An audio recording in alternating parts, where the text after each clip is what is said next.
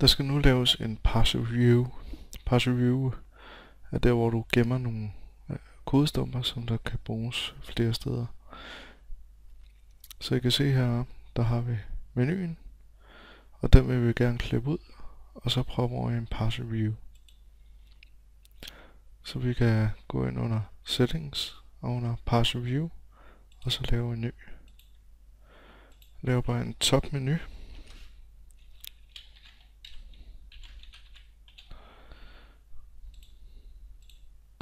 Og så kan vi vælge nogle snippets hernede fra. Og der er allerede en, der hedder navigation. Herinde så har vi en UL-LI. LI'en bliver for i-tid for hver eneste gang. Der er en side i, nu tager den for current page, af centers og self, og så går op til level 1, det er vores home. Den tager så root, og så dens børn, hvor den er visible. Visible er en property i vores document types, der hedder Umbraco Navihide. Når den så har kørt alle siderne igennem, så vil den så have udskrevet dem her i den rigtige rækkefølge. Så når nu den er blevet lavet her, hopper jeg over i masteren, og så finder vi menuen her. Det ligner meget hinanden. Du kan se, der er en aktiv her, i stedet for en current. Så jeg klipper den her ud her, og gemmer. Og så hopper jeg over i parse review, og smider den ind under. Så jeg kan se, hvad det er, jeg skal bruge her.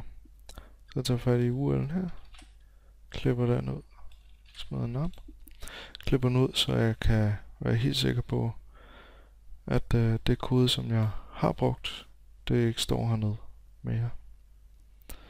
Så jeg kan se, at der er en class active, så hvis jeg klipper den ud også, så kan jeg se, at den ligger i LI'en her også, hvor at den tester, om den side den er på, det er den aktive menu. Så paster jeg den ind her, active, og det er så min kode her. Jeg gemmer så igen, og så skal vi have proppet den ind i vores template. Så jeg vælger masteren her, og der hvor jeg har klippet den ud, det er her. Så starter jeg Razor og slutter den igen her. Det er bare krølleparenteser og eller snabelag og 2 krølleparenteser. Så jeg siger HTML render partial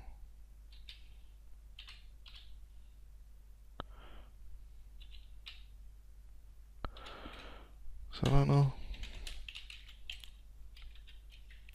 Og så skriver jeg så navnet på den Razor, jeg har lavet. Og mangler jeg et semikolon her. Og gemmer. Så se om vi får det rigtige frem herude. Jeg kan se, der står info her. Det næste er så, at vi måske gerne vil have i vores struktur home ud os. Så vi går ind og kigger på, hvordan vi kan få den ind her. Så jeg kan se, at vi har nogenlunde den samme struktur, vi skal have proppet ind op over her. Så jeg smider den her ind her. Så skal jeg ændre lidt i den her struktur her. Ved at sige, smider den her ud her. Og så laver jeg en ny variabel for at lave den aktive.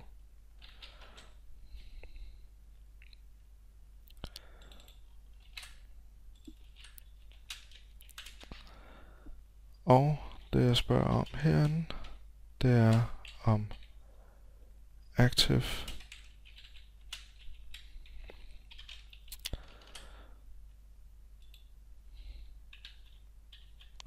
det jeg spørger om herinde, det er om current page dot id er lig med root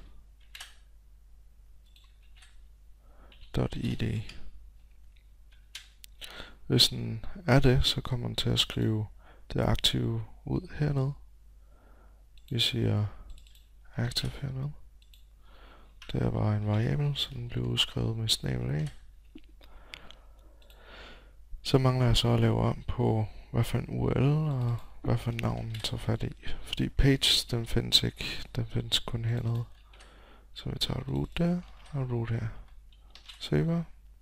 Hopper herop igen. Og refresher. Så jeg kan se home og info.